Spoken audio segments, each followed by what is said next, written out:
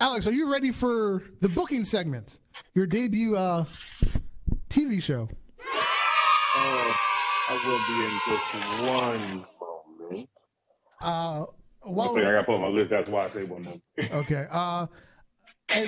As I was rewriting my notes the other day, because as I took notes as we were, doing the podcast, it looked like shit. I could barely read it. I realized we never actually gave our TV shows names. Ooh. Yeah, we never did. That was the one thing we missed out. So yeah, I kind of figured that as soon as we said we got all our people and our pay-per-views, I was like, what the hell is the name of our shows? We never went through this bullshit. Okay, so while you get your stuff together, I'm going to have one television show a week for 2 hours. It will be Mondays, 9 o'clock to 11. I'm going to have Warzone. You remember back in the the 90s where you actually Raw ended and then started again, and it was called Warzone? I'm using Warzone. That always confused the fuck out of me. It's like, why is the show ending and then starting again when it's the same show? Was there a reason for that? Because when it was a contractual thing. Because when Raw first came on the air in, what was that, 93? Or whatever, 92, whatever it was. Again, my math is a little funny. They only got a contract for a 1 hour show. Whenever Raw got extended was, I think it was like 95, 96. Just a little before the Attitude Era took off. Basically, they got a separate contract for the second hour. The second hour was I believe it was supposed to be temporary, just to see if it worked or not. It ended up working, and they never merged the show until like 2001 or whatever. Gotcha. So they had Raw and they had Warzone. There was two different shows, which was just a continuation of one show. So yes, my TV show will be Warzone.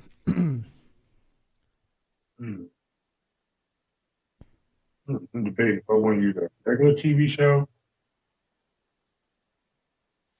Do I would make up a name? Like, No, you know what? I'm going with name of a whole nother company and make it at my show. Okay. Yeah, I'm going with Dragon's Force, the name of my show. Ooh. Dragon Force. Okay. Sounds like a luchador, like wrestling company. Oh, I got some high flyers in there, some technical guys. So shit, some of them have been in the indie circuit as luchadors at this point. And it's weird. I think I'm gonna have my show not on Monday. I don't want to end the week. I think I'm gonna have my show directly on Wednesdays in the middle of the week. Mm-hmm.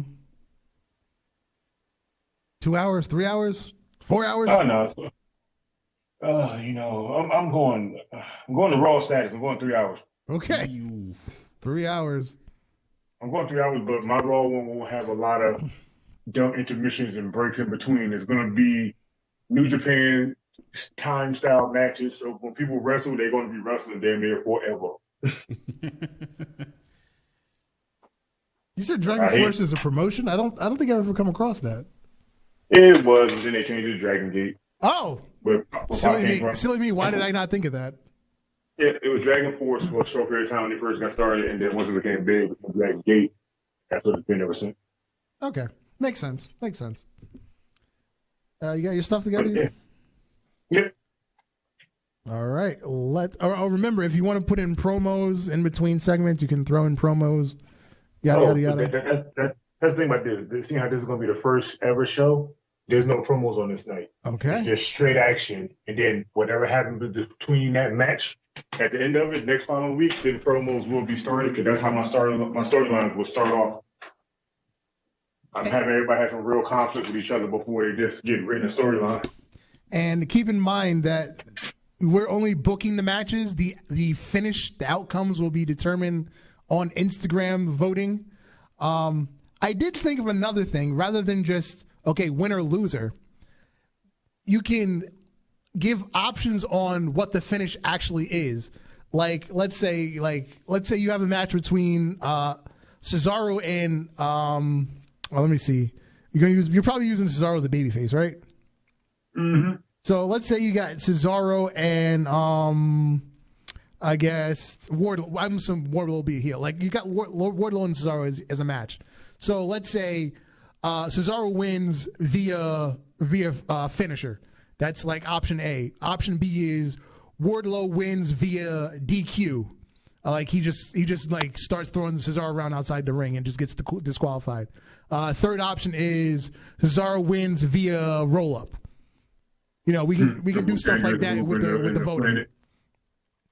So either way you want to go, whether you want to just be like winner loser, you want to give options for finishes. Oh no, I like that way, but instead of calling it a roll up, let's just call it the pin of death. The most devastating move in all of professional wrestling. Word. All right, take it away. Let me read down my matches. So my first match will be a basic match to a regular time limit of 10, maybe 12 minutes. And I'm going with Jay Lethal versus Krillic Alexander. Okay. Jay Lethal. That right there should get my crowds hyped up and started for the rest of the show going in, because you know them two are going to put on some high flying and intense moves. Probably going to be tired as fuck before the first 12 minutes, but still. Do they have a notable match in the past? To really be honest, I think they did a couple of indie shows, but none of ROH, no PGW, just like small indie shows in small places. Okay.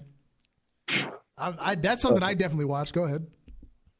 Next match. Hold on.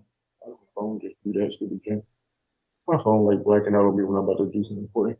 So my next match will be Sheamus versus Wardlow. And Sheamus is going in as the babyface while Wardlow is staying the heel. I'm going to change Sheamus down the road, but I'm going to let him go in as a babyface thinking he could beat Wardlow as a good guy. Okay. Before I turn him into the Celtic Warrior. Oh, are we just doing, win-loss options on this? Okay. Yep. Next match I'm having between that is going to be a tag team bout. And I'm going to have Young Grizzled Veterans versus Beer Money. Interesting. Yeah. Match after that one will change up a little bit, and I'm going to go into the women's, and I'm going to have Rosemary versus Tara Storm versus Naomi in a triple threat. Tony Storm versus Naomi. I like that. Then after that, I'm going to have probably two more matches. Like I said, these matches are going to go to ladder because I'm giving them a time limit to actually show off their first night, to show people what they're capable of. Mm-hmm. So next match, I'm going to have Kevin Steen versus Shane Taylor. And then my final match of the night, I'm thinking about going all out for this one. And I'm going to have a fatal four-way for the women's.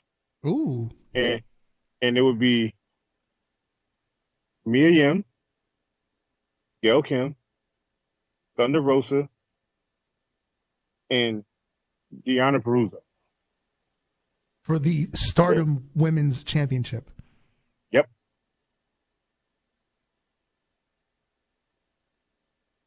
Okay. And that would be the end of the show. That right there is going to start off with just action-packed, straight wrestling, straight everything they can put on the table. Let people see who they are, see who they want to cheer and boo. By the end of the voting, people would change up like they should be, and I would make them either more vicious or more babyface going down the road. But right now, I'm getting everybody a reason why to watch the show the first night. To watch it every Wednesday. Okay, so you're only putting one title up for the first week. Mm-hmm. Yeah, I'm gonna kind of do like how AEW did, when they had their few matches before we knew what the title looked like. Mm-hmm. I'm gonna build it up like that. Okay.